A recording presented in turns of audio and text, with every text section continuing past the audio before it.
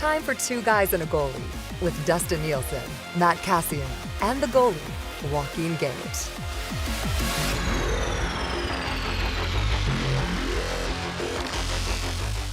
What's up, everybody? Welcome to Two Guys and a Goalie from the Popeyes Louisiana Kitchen studio inside ESTHQ. Tom Gazzola and Joaquin Gage today as we get through what I liked how you described it is the bye week here.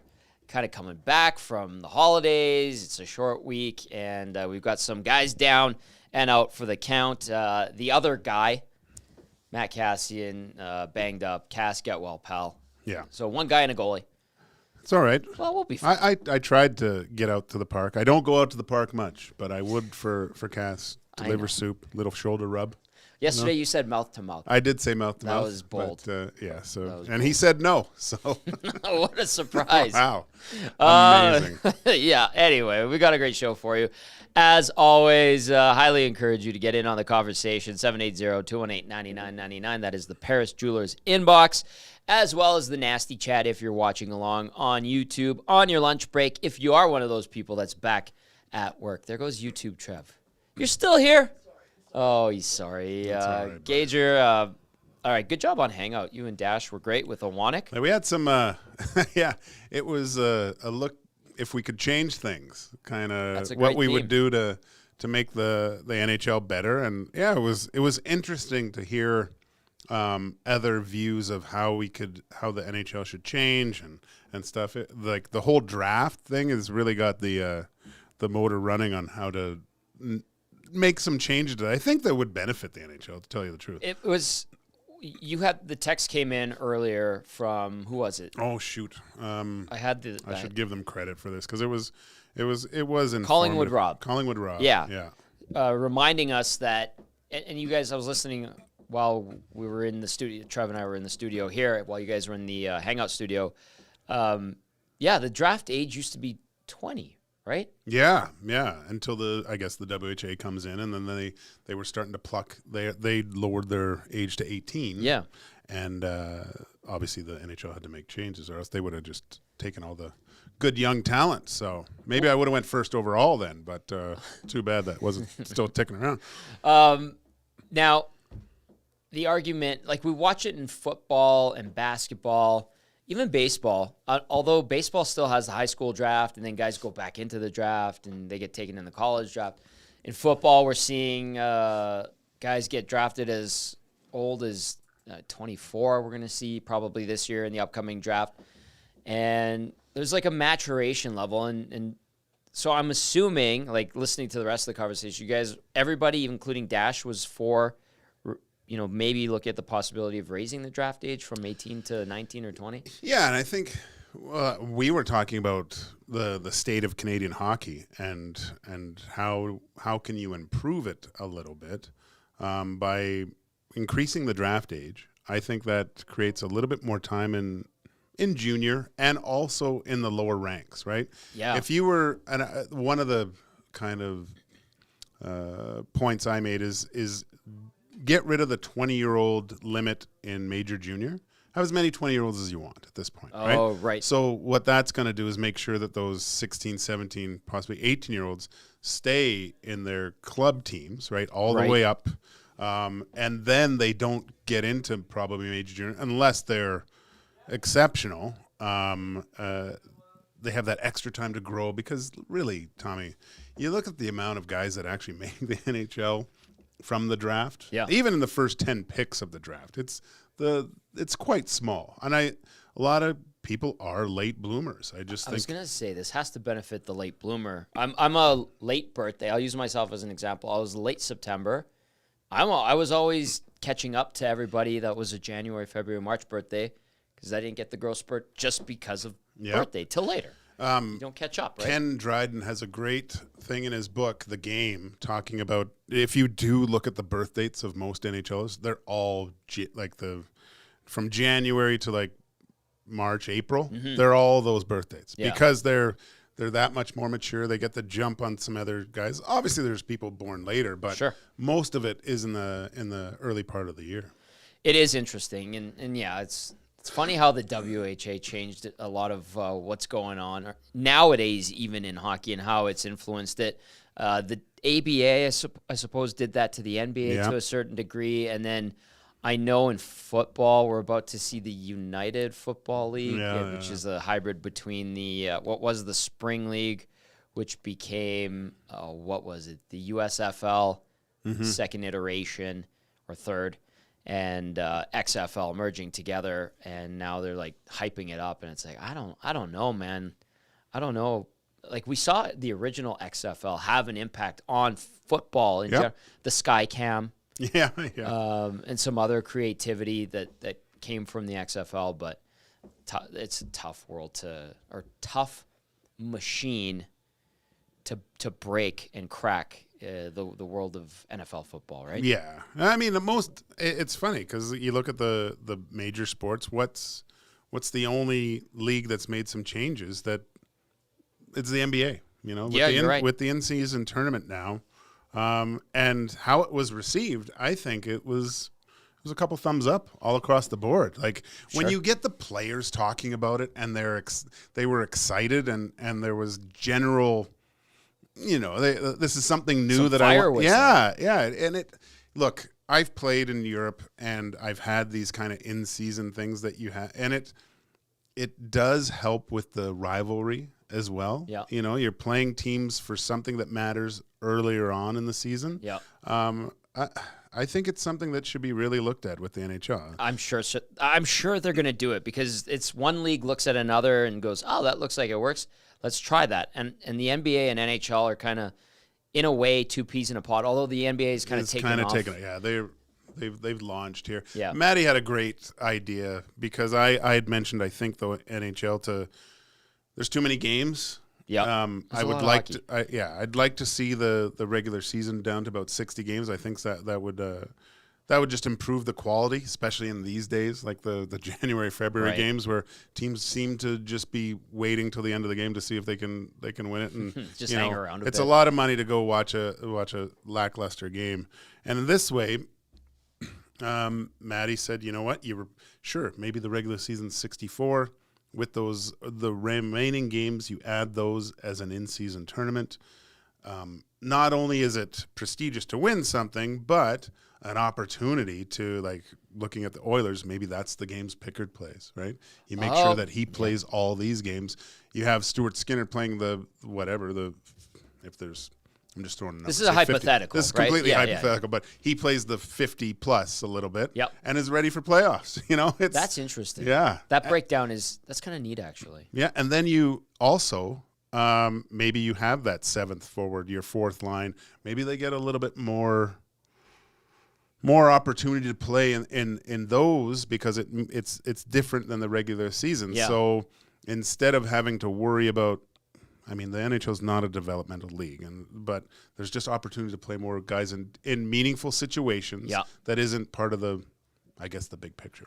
I know we're so rooted in tradition in hockey, especially in the National Hockey League, and it's like an old boys club to a certain extent for sure. But I think of a couple of things right off the hop about, looking at the possibility of changing the format if they ever do. Again, super hypothetical right off the top of the start of this Two Guys and a Goalie episode. But one thing immediately came to mind about the in-season tournament in the NBA was I was kind of like, really? When the Lakers raised the banner the next game that they were at home, I was like, oh, that's weird.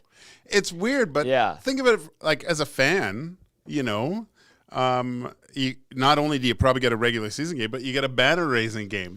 I know, but it felt so odd. It's odd. Yeah. It's odd. And LeBron's sitting there, chins up. Yeah. And you knew he wanted to win that. And that's another feather in his cap. It's such a distinguished career. And the half schmil they each got for winning it, like I can see that being a huge motivator too. And then the other thing that it reminded me of was I was watching I said it on the morning show. I finished the David Beckham Netflix documentary. I haven't started. Really enjoyed it. Yeah. It's like 4 hours total, but like you can break it up. But he was talking about when Man U won the treble. Yeah. They won the league, and then they won the FA Cup, and then was it the Champions League. Yeah. And Manchester and they're United. talking about the treble, and it hadn't been done since like the late 60s, I think, for Man U. And the one player that Beckham's middle name is after, he was knighted. Yeah. Because of that, and he was a great star for England as well. I think on the international. I can't remember the guy's name. I'm not a huge footy fan, but I was like, wow, because you're seeing Beckham like talking about the trouble. He's like, that's impossible to do, and we did it, kind of thing. And it would only take a generation, Tommy. Like you'd see, what if McDavid? He has 2 double championship years or whatever, wins Stanley Cup and the who was it, JT in the nasty chat, the NHL Intercontinental title. That's a good one. It's great. I like that. I mean, it's bragging rights. It's very like at first I was like, oh, you can't do that in hockey, but now that I think about it more, I would definitely watch it, and it's something that I think you could get a lot of eyes on. During the year, if that you have that championship around this time, reinvigorated eyes too. Like we're going into the dog days of the season right now. There's gonna be like dark Tuesday nights this month and next month. We're like, ugh, Minnesota's in town. Yeah, no, and imagine maybe a team that's you'd like to be the competitive throughout the whole year, obviously, but maybe you're doing well in this tournament and you're looking on the. You're behind the 8 ball in the regular season. It's something that that you can grow on as a team and win a championship in season. I think it's interesting. Yeah, and you have to look outside the box or allow yourself to imagine it. I think because at first, Gager, when I heard about the in-season tournament, what was it, like a year and a half ago from the NBA? I was like, that's so silly. I'm like, that is such a kitschy thing. And then I saw them unveil the uniforms and then the courts, which were loud. And I know that some people didn't like how obnoxiously loud the courts were, and it was a bit distracting. But they're trying something, right? And I appreciate that. And next year when they do it again, they're probably going to tweak the things that didn't work, and it'll be even better. And other leagues, potentially the National Hockey League, will be like, geez, that's actually a great idea. Maybe we could talk about doing this, and then 5-10 years down the road or whatever it is, maybe we see something like that. It is kind of neat. And you were talking about your derby games when you were in Europe. Huge. Like it was like a derby week. Right. In Sweden, when I played in Germany, you'd play your derby. It would just be there would be fans from the other city all over the place. Like they would come in. It was a big deal because it was usually a home at home at that point, right? So look, it's tough to get change with the tradition, and you don't like. It's tough. Like we were talking about the point system too, how we could change that. I just think it's time. If you don't grow, you die, Tommy. Yeah, it gets stale, right? And just then you wilt away. And maybe it doesn't work. Maybe you try it for a year, just to Gas see it if it sucks. Yeah, if it doesn't work, you can always go back, right? Like, but I think I would like to see it in 1 year, just to see how it works. I don't think it's as far-fetched as maybe we would have assumed it would be a year ago, 6 months ago, even a month ago when we finally saw the outcome of the in-season tournament, the NBA championship. And look, as a kid, I always go back to being a kid as a hockey player, and I mean, you go to multiple tournaments a year. It's not like, and I know it's different from pro to minor league hockey, but, you're used to playing in those individual tournaments. I played on Team Canada. We played in multiple tournaments throughout the year. It really broke up the monotony as a player. I can see some hesitancy from players right now, but just like you said, dog days of summer, a lot of guys, I mean, some teams are pretty solid in their positioning. Now it's all about home ice advantage, I would say. To have just a little bit of a mindset change, preparing for a playoff type of game mid-season, you're probably looking at a better product overall on the ice. Motivated players play the best games in all sports. Look at baseball in October and November when it leaks into November. Even September, like they care. They're not going out the night before the game and getting wasted because it's a July night in Atlanta where it's going to be a Thursday game and, it's getaway day and the guys don't care. because they have another 75 games to play. Yeah. When the guys want to play baseball, man, they ball hard, and it's great. It's the way it's supposed to be played. It's intended to be a game that you go 100% every night in theory, but they don't. They just don't, especially when you play that much. And that goes for hockey too.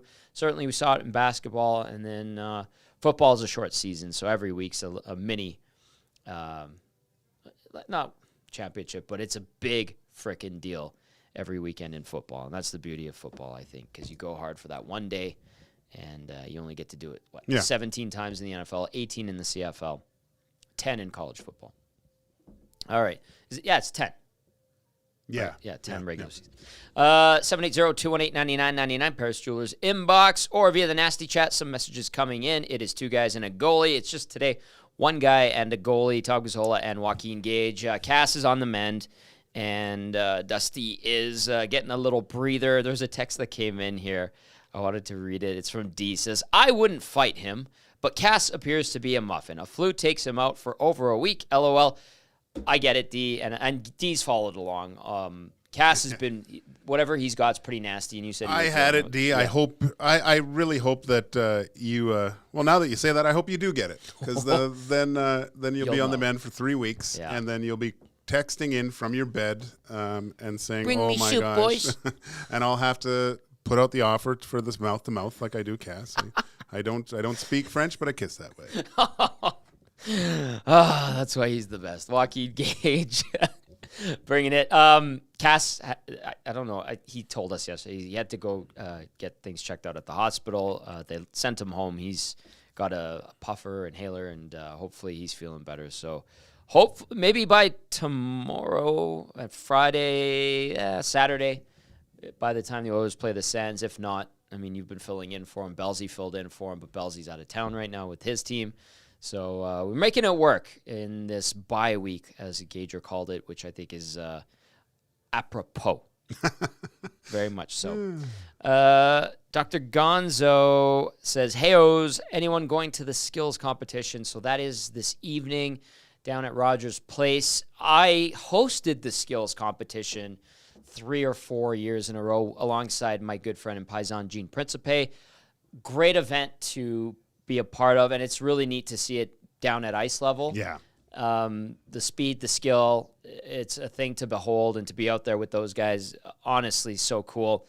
You got to participate in a few of these. No. Never did one? Never. Damn. No. Yeah. You guys not in high Europe, enough skill. there wasn't a thing? No. No. There were no skill competitions there. It's just the NHL that does this type of thing. But they never did it when you were in the AHL too? Not the team. Not the team, but the league would just do one. Just the league stuff. And even, I don't think when did they start doing the team All-Star?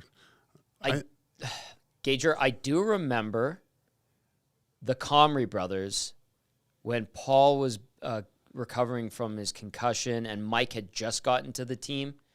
So it might have been I was probably in Europe at that point. You might have, yeah. Because we didn't have it, I don't think. I do remember going to that one. Yeah. So that would have been maybe 2001, 2002, something like that. Yeah, so I was gone. Okay. And that was my earliest memory. Maybe there was one.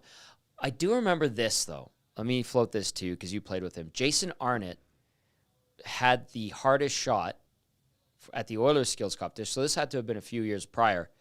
And him having the hardest shot at the Oilers skills competition qualified him for the NHL skills competition. Yeah. And he went and represented the Oilers in the skills, but not the game.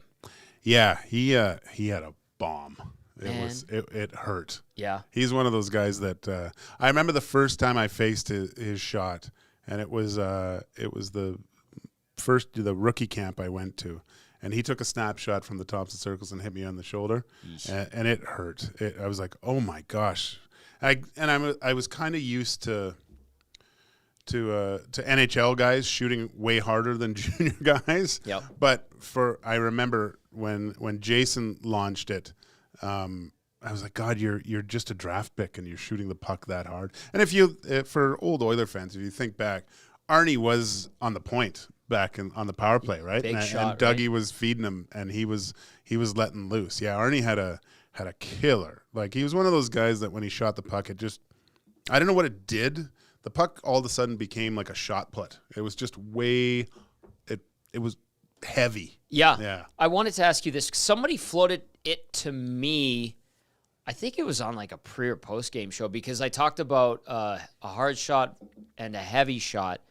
And I can't remember which listener or viewer it was, but they said, hey, like you're talking about a hard shot and a heavy shot. What's the difference? I think, and I tried to articulate it. I think it was the way I described it, never playing goalie in my life, really, outside that one game I told you, I think in like U11 where I let in 8 goals and I never strapped on pads on ice again, was like the hard shot is quick and it gets to a spot in the net and it's coming at you and probably whistles by. The heavy shot is the one that carries some oomph to it. Yeah.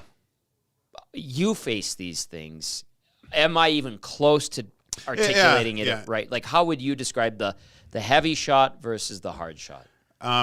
There's a sound that it makes. Okay. When I was carrying Gene Principe during the bubble As one does. on Sportsnet, one game I distinctly remember because there's no one in the building, and Pionk has a heavy shot. He's got a heavy. He's not a big guy. Not a big guy. But there's a distinct sound when a guy lets loose on a clapper that sounds a little bit different. And I guarantee if you could go to the skills competition tonight and listen to Evan Bouchard take a slap shot, the sound that it makes is completely different than a lot of other guys. Off the blade? Off the blade. It's a booming, more bass. Yeah. A lot of guys it's more treble if that makes sense. And it for some reason it just hurts more. You feel it Is that like velocity in baseball? Is that a fair comparison? When I guarantee if I was to face Bouchard just standing at the blue line and taking a shot, if he was able to walk into one, they all start out the same, but it's like the best description I heard was Roger Clemens, a guy facing Roger Clemens. He throws a fastball and you can see it's fine. It gets halfway to the plate and it explodes. That's when it picks up speed. Wow. So that's basically Evan Bouchard's shot. Like you can pick it up, but there's a certain point where it starts accelerating even more. And that's where you see when most guys shoot the puck and you see they have the tracker now. Mm-hmm. Guys around 90, 91. When he gets up to that 95, 96, it's a world of difference. Just those couple extra miles per hour. Yeah. Or clicks per hour. It's crazy. And another note, if it hits you in the head, I guarantee when Evan Bouchard, if he hits the goalie in the head with that puck, you smell burnt rubber because the way the puck glances off and the skid marks it leaves on your mask, it feels like you just got ran over by a car. It doesn't feel, but it smells like you're underneath a car. That vividly reminds me of the Oilers game at MSG a week and a half ago where Zibanejad smoked Skinner and it knocked his mask off. I know he put his head. I think he was rattled, and it left that mark on the chin. Well, Garrett, if anyone asks Skinner, if you ever run into, tell him what did it smell like when he got hit? He goes, burnt rubber. I guarantee it. Guarantee he smelled burnt rubber at that point. And that's the thing. It's like he got hit right in the chin. Yeah. And what happened? The force of it is so great, and it does feel like someone just punched you in the chin. Jeez. But the force buckles the snaps off. Like that's the exact it stretches off the snaps when it hits. That's when you see goalies shake it off because you know right away. As soon as you get hit, it's the force and it's amazing that it stretches the bands much at that point that the snaps come off. Yeah, and then I really don't think Stewart kind of shook it off. He was kind of like this. Mike Smith shook it off a lot. Like he was like Dwayne saying Rose no and, to a algebra question at that point. It was crazy. But yeah, I'd like to talk to Skinner about that. Maybe I'll have to go down there tonight. Burnt rubber. Skills competition. I think it's sold out. I saw some people on Instagram on their stories looking to get a couple of tickets to take their kids. So I'm assuming that the the tickets through the team via Ticketmaster or whatever probably sold out. You can get them on the secondary market, is what I'm assuming. And I bring up Instagram because Surveyor Brett chimes in. Hello, Surveyor Brett. Good afternoon. Tommy, I'm searching for your vlog of what you did from 9 to noon, but I can't seem to find it on social media. That's Surveyor Brett because I don't vlog and I don't post those types of stories like an influencer would. So thank you for tuning in this morning on the Nielsen Show. I went on a tangent, and it felt really good to get it all off my chest about, like, content creators. And you were listening. I know. Anyway, so everyone check out Tommy's OnlyFans page with where he just shows his feet and his hair products. Daddy's got to pay the bills. Feed the family, pay the bills somehow. Oh, man. Get those texts and questions in via the Nasty Chat if you're watching on the EST YouTube channel, and then the Paris Jewelers inbox, 780-218-9999. We're inside the Popeyes Louisiana Kitchen Studio. It's just one guy and a goalie today, Tom Gazzola, Joaquin Gage, and we're keeping tabs on the World Juniors semifinal action underway right now, and we did see, was it Sweden knock off Czechia, right? Yep. And that was a 5-2 final, and then right now the Finns lead U.S. 2-0, 2 minutes into the second period. And then I'm seeing this other game. It's for the relegation round, Norway and Germany. Germany winning that one 5-4 in overtime. What did you see? And you and I were watching some of the U.S.-Finland game, and what did we notice about the way that game was being played? Because it was like end to end. The speed of these kids, it's crazy that they're that good at this age. I looking at the Finns, their play through the neutral zone seems to be giving the U.S. fits. And granted, I just watched a 5 minutes of it, but but it looked like we saw both goals. Yeah, and it looks like it's funny because when Canada goes out of a tournament, I think they've just had so much dominance that I think a lot of these players go, oh my gosh, we can win this thing. Like there's a big realization that when Canada goes out, and to the point where maybe we've seen this in the Oilers. I think you and I have talked about it a little bit when the Oilers are kind of pumped up during the summer. Yep. That they start the season a little bit not great, wonky. Yeah. Now that arguably U.S. is the favorite to win this thing. For a young kid dealing with that and having people talk, oh, you're the favorites now. What do you think? Maybe it's a little bit of, well, we can throw our sticks out there. We're supposed to win this thing now. Yeah. And the Finns have taken it completely the other way, dealt with a little bit of adversity through the tournament, and are taking advantage of a U.S. team probably that thought they didn't have to do too much. So in the sticks. And really, not that I don't like the USA team, but I think I would – being in Gothenburg, Sweden, having a Finland-Sweden final, I'm watching that. How you played in Sweden, and I told you about and I'm sure you played games in Finland as well, because you guys would cross with other leagues. Obviously, my experience overseas watching hockey was at the World Championships in Finland, and I was stunned at how much they are devoted to hockey, very much like we are in Canada here. The Finns would shut down everything to watch their national team play. The Swedes, I'm assuming it's very similar. Oh, the city's shut down when the junior team's playing, especially when it's in Sweden.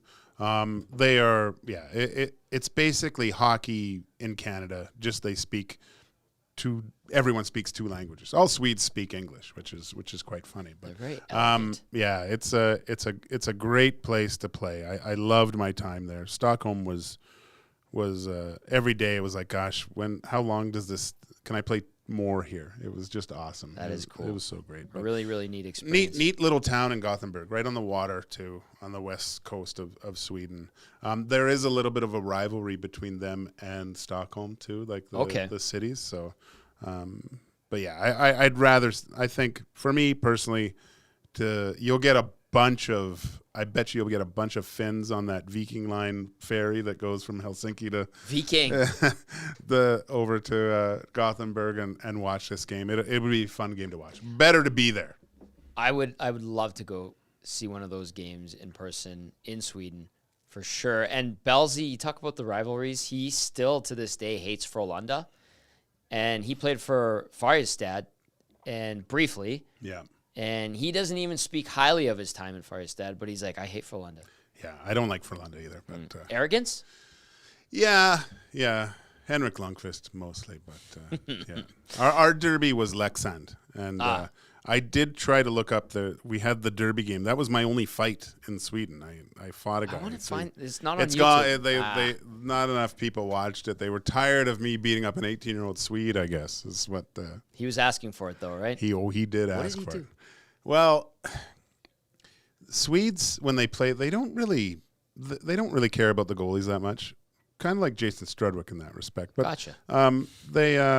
They run the goalie a lot, and I was getting kept bumps and guys going for I would cover the puck and guys would slash, and finally there was a puck between my legs and the guy just rammed his stick between my legs, and I had enough, and I got up and I've told this story before, but yeah, I fought a guy. And didn't you say like an old lady on the subway saw you? Yeah, and moved because my face was on the paper, punching this kid. That's I love that. That's hilarious and scary at the same time.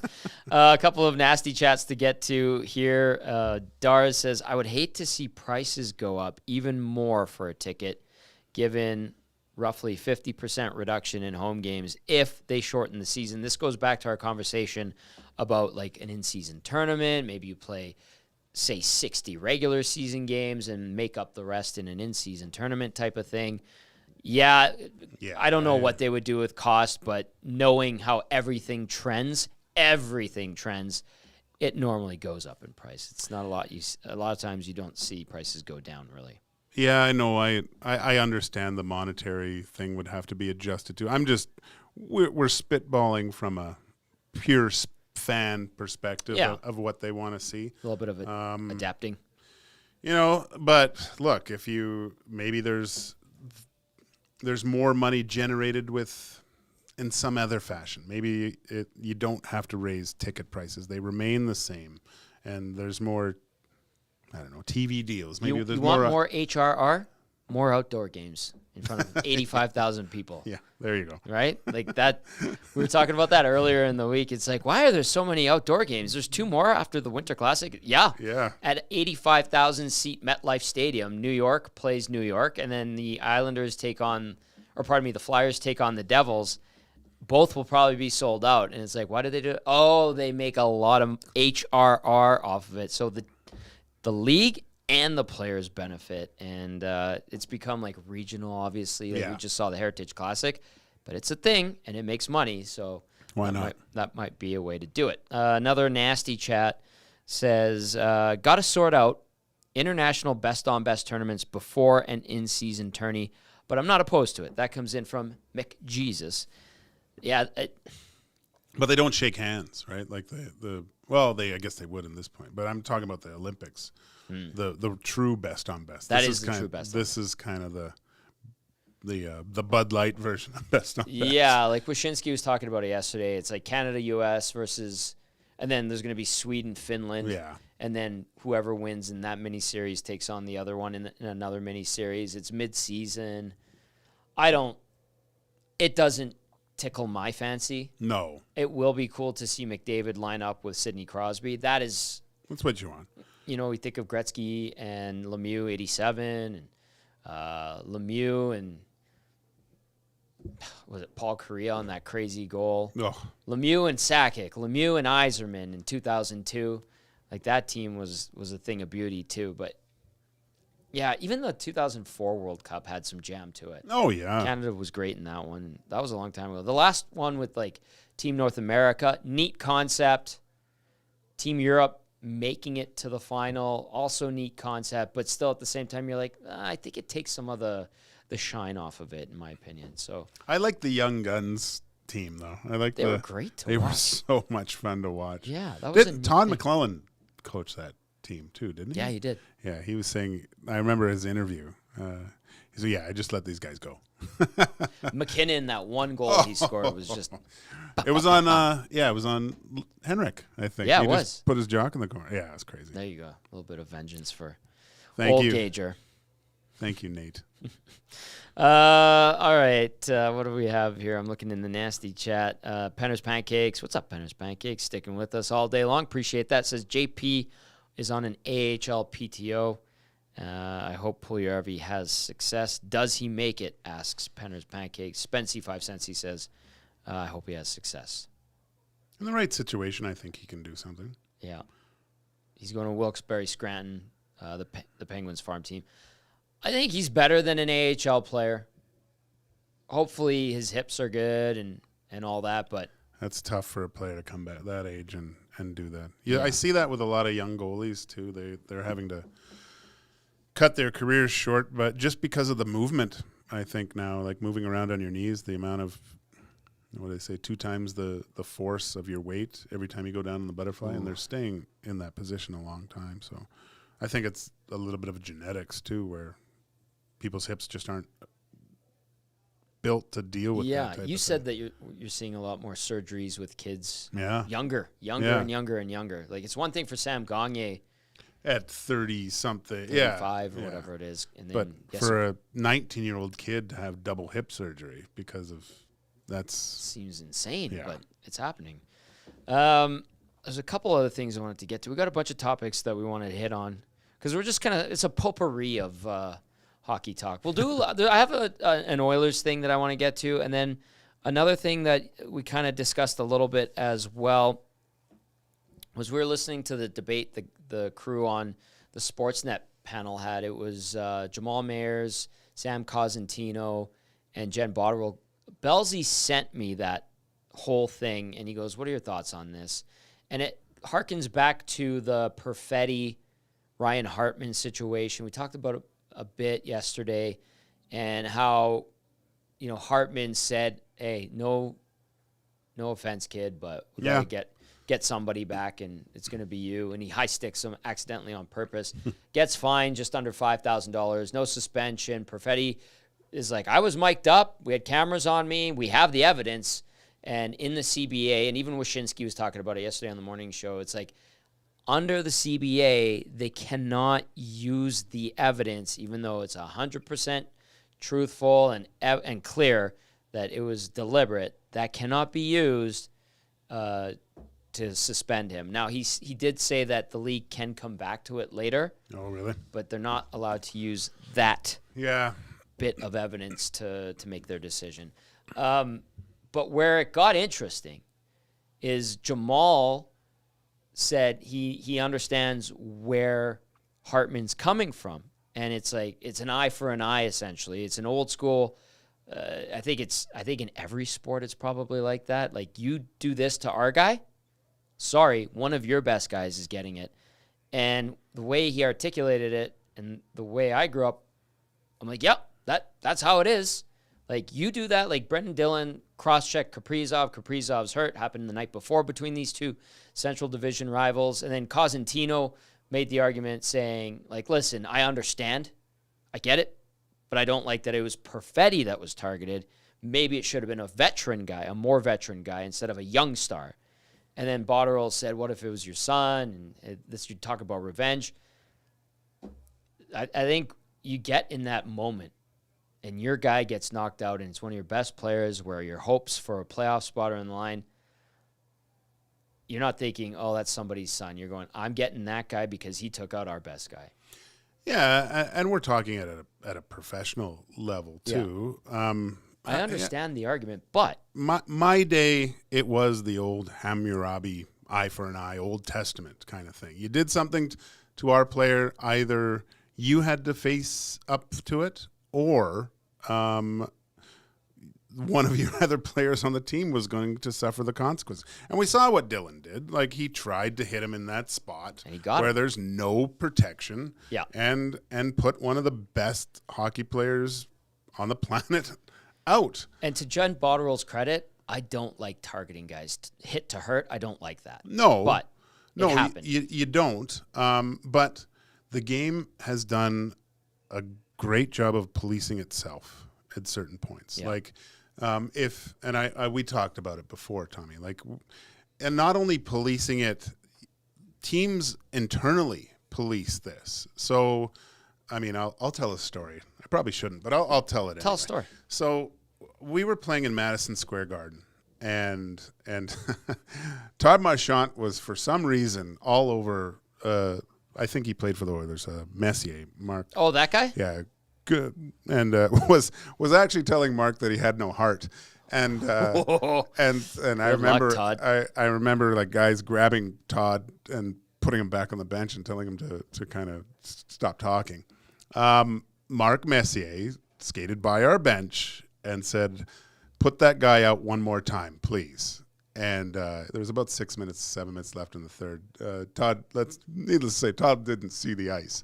But because of Todd's actions, Mark took it out on another player.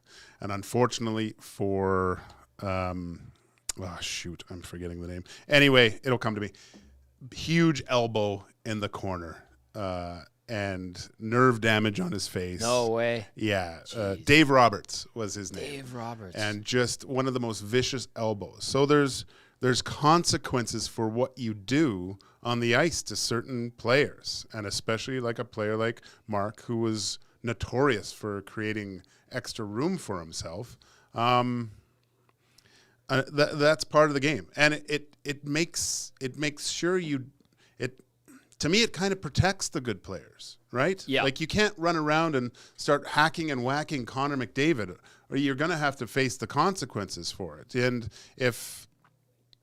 that will be talked about in their own room, because I'm sure someone like, who knows, off the Oilers will skate by or start hacking and whacking at the other team's good players. Yeah. You'll get guys on your own team going, look, if you get a chance, yeah, finish your check, do it hard, but enough's enough, because they're going to take out Nathan McKinnon, or right. They're going to go after or sub him. So, yeah, I understand Jen Botterill's point, but of course I do.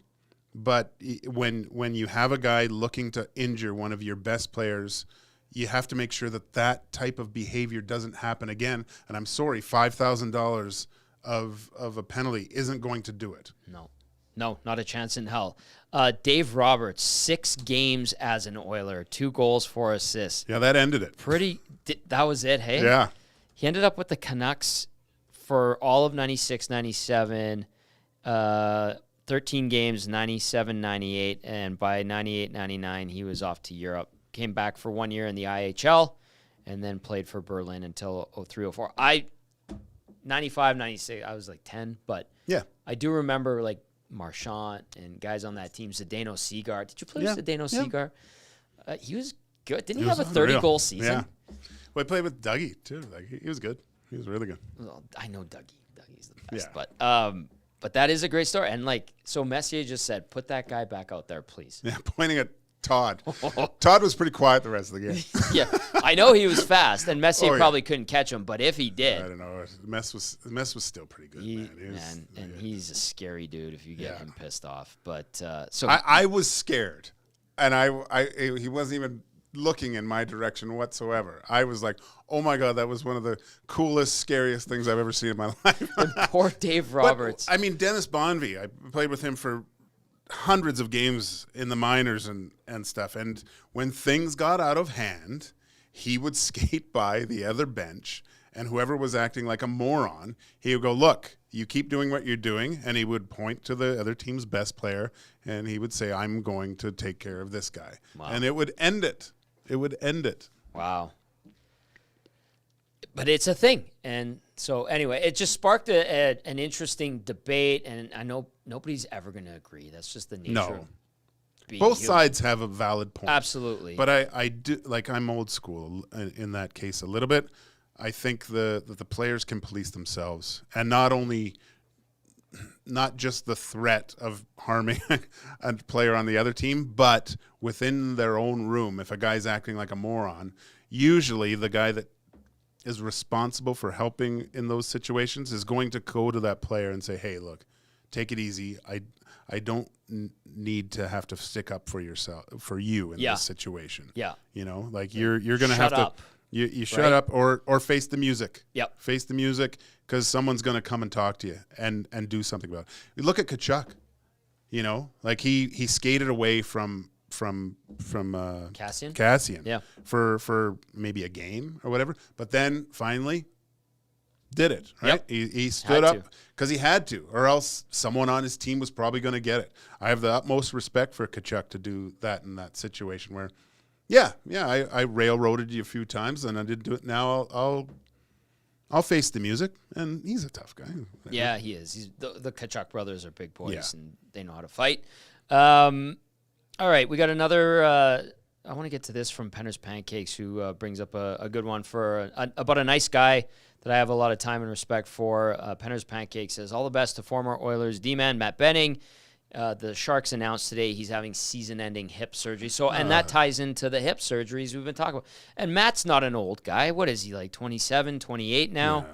Yeah. And like a great dude. And he's playing for the Sharks now, but he's been out for a while, and he's going to be out for 5 months, they're saying. That's the recovery. And he's going through hip surgeries. So that kind of ties into what we've been talking about. Matt's another guy that touches the puck with that sound. He has that type of shot. They put him on the I think it was power play 2 early on in his tenure. He was taking one-timers one time, and it was like I got flashbacks of facing deadly shots. I wasn't even looking, but the sound itself, I was like, who's shooting that? And it was Matt Benning. He's got a cannon. He's got one of those. Yeah. I love how those skills and instincts that you have ingrained in you will never leave, obviously. No. And it's like something that I wouldn't pick up on, or 90% of us wouldn't. You're just like, this guy can absolutely pound that puck. Yeah. And you're like, how do you know that? Listen to the sound. And I'll be like, what am I? But you just you ever see the movie The Curve with Clint Eastwood? Yes. Yeah. Like they talk about the sound. And actually, I was watching. I don't know why, but on TikTok, there was that scene where he throws the sound of the ball hitting the glove, and I go, ooh. It sounds different. Yeah. Everyone get out to your local sports store, grab some goal gear, and get someone with a cannon. I guarantee. Good luck. And then good luck.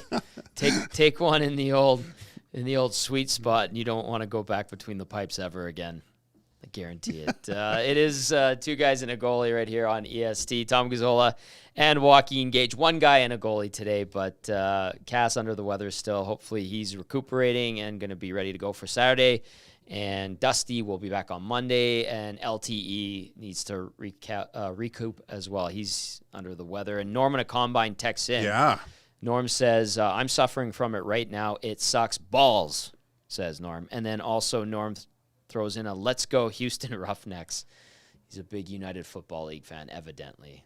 Something to watch once, because it gets going right away, I think. They've been promoting it a little bit. So, yeah, have fun with that, Norm. When you love football. Okay, here's one that I wanted to get to. It's Oilers related, and it's been popping up on the pre- and post-game show. It has come up a little bit on the Nielsen show. And I finally started asking around about it. This is Jake Gensel, because Pierre LeBrun talked about it. And Gensel's name's out there, and there was a few names of teams that might be interested. And Pierre did the old classic, the Oilers. The Oilers might be interested. Just an update on that. From what I was told, there's been no discussion. Mm-hmm. The Oilers have not asked the Penguins about Jake Gensel.